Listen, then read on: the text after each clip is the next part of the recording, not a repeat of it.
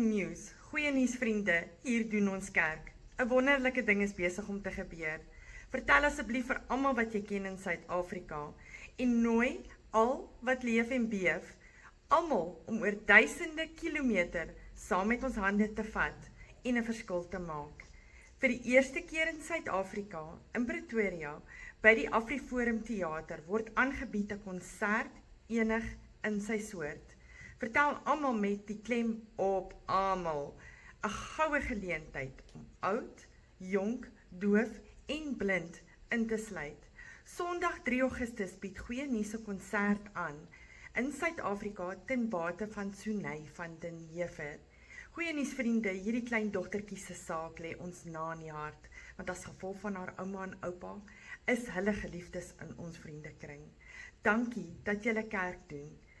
Melinda Botha het ingestem om op te tree as tolk vir die dowe gehoor en Vernon gaan sy getuienis deel as blinde sanger in 'n bedryf waar hy groot opslaa maak. So onthou hierdie datum, Sondag 3 Augustus, AfriForum Theater Pretoria.